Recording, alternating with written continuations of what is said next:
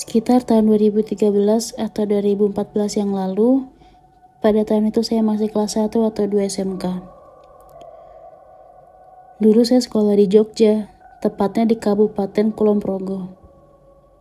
Pada saat itu, saya sudah sekolah di sana sejak kelas 6 SD sebagai siswa pindahan dari Bogor. Alasan saya pindah sekolah di sana karena permintaan dari almarhum Simbo. Saya termasuk anak yang lumayan bandel pada waktu itu. Setiap malam sering nongkrong bersama teman-teman satu dusun sampai tengah malam atau lebih yang akhirnya paginya bisa kesiangan. Pada malam itu seperti biasa, saya nongkrong dan pulang ke rumah sekitar menjelang jam 12 malam.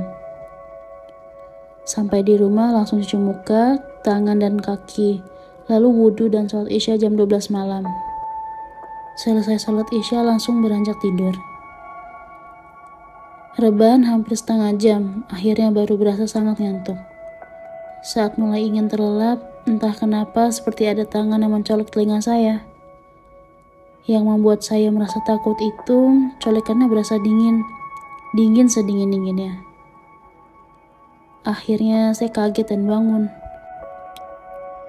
Mencoba mencari tahu apa yang mencolek saya dengan terus berusaha berpikir positif kalau itu binatang. Saya cek ke sana kemari dengan bantuan senter dari HP, namun gak ada apa-apa. Setelah kejadian colekan misterius itu, saya terus mencoba untuk tidur lagi dengan rasa masih was-was sampai hampir 1 jam. Hingga akhirnya rasa ngantuk mulai terasa dan pada waktu itu saya merasa lega karena akhirnya bisa tidur. Tapi kejadian selanjutnya justru lebih mengerikan. Entah berapa lama saya tertidur, tiba-tiba saja saya mengalami tindihan. Mungkin kalau hanya tindihan saja masih oke ya. Tapi ini beda teman-teman. Posisi saat tindihan itu saya terlentang dan betapa tidak enaknya tindihan. Semua anggota tubuh tidak bisa digerakkan dan mulut juga tidak bisa mengucapkan apa-apa. Dan lebih parahnya lagi, muncul sesosok pocong yang tinggi di atas kaki. Dengan sangat terpaksa, saya tidak bisa mengalihkan perhatian ke arah lain selain melihat itu pocong secara langsung, karena masih dalam posisi tindihan tadi. Pocong itu cuma diam saja dan arah wajahnya mengarah ke saya. Posisi waktu itu gelap dan gak terlalu jelas gimana mukanya. Yang pasti hanya terlihat hitam semua wajah pocongnya. Pada kejadian itu saya merasa waktu berjalan dengan lambat. Sampai kerasa kalau badan keringetan.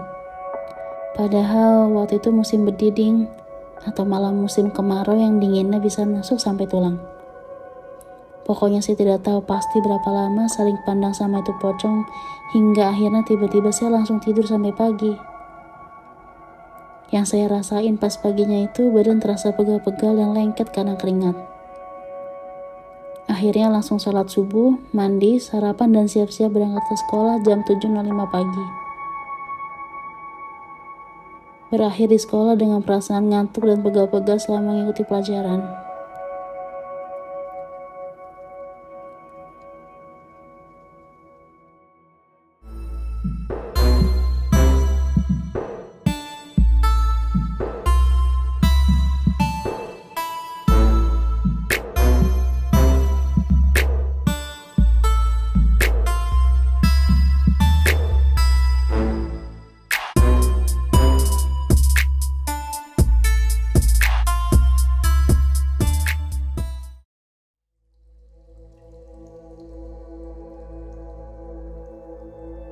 Cerita oleh Novianti. Sebenarnya saya bukan tipe orang yang penakut-penakut amat sih, terutama di rumah sendiri. Karena sebelum kejadian yang akan saya ceritakan ini, saya sudah sering mengalami kejadian-kejadian di luar nalar. Bahkan ngelihat benda mati gerak sendiri pun, saya pernah. Kejadian yang akan saya ceritakan ini terjadi di waktu maghrib, saat bulan puasa, 2 hari menjelang lebaran. Saat itu saya buka puasa sendirian di rumah, karena ayah ibu saya sedang buka bersama di rumah kakek. Saya nggak ikut karena kondisi badan sedang tidak fit. Pagi harinya saya baru saja dari dokter. Entah kenapa pagi itu setelah sahur badan saya tidak enak. Dada rasanya sesak sekali.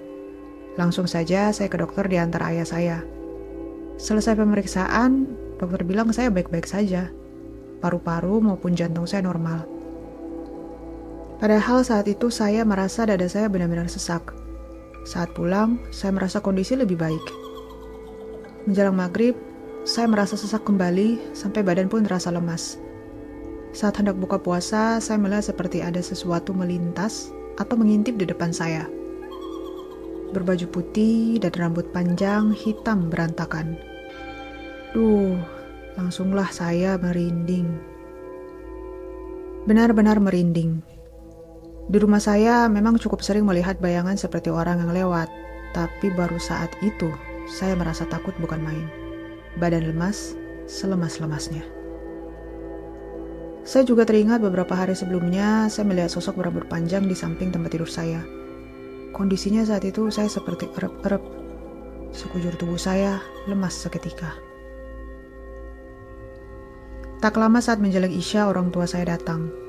Posisinya saya sedang berbaring dalam kamar, masih lengkap memakai mukena, karena badan benar-benar lemas dan masih mengingat kejadian saat maghrib. Ibu saya masuk ke kamar dan bertanya, mau ikut tarawih apa enggak? Karena beliau tahu kan saya sedang tidak enak badan. Saat itu saya memutuskan untuk ikut, karena benar-benar enggak mau sendirian di rumah. Saat tarawih sebenarnya saya tidak benar-benar khusyuk. Badan saya lemas banget saat itu. Ketika pulang pun saya langsung ambruk depan TV. Ibu saya tanya kenapa. Saya bilang gak tahu, cuma badan aja lemes banget. Habis itu saya nangis. Saya cerita habis lihat sesuatu. Ibu saya panik dan langsung nelpon Ustadz. Saya cuma ngobrol-ngobrol aja sih sama beliau dan ceritain apa yang terjadi sama saya. Terus katanya saya ketempelan. Beberapa hari kemudian saya juga ketemu sama saudara saya yang katanya punya kemampuan khusus dan mengatakan hal yang sama. Sebenarnya ada bagian yang seramnya tapi saya nggak sanggup. Merinding asli. Intinya baik Pak Ustadz maupun saudara saya mengatakan tentang hal yang mirip tentang sosok yang saya lihat. Saya nggak tahu ada hubungannya apa enggak, tapi kalau tidak salah ingat, sekitar seminggu sebelum kejadian horor itu, saya habis ikut bukber pulang sebelum Isya dan emang ngelewatin jalanan sepi gitu dan itu malam Jumat. Ketika saya sampai di rumah, saya mendapati bahwa saya datang bulan.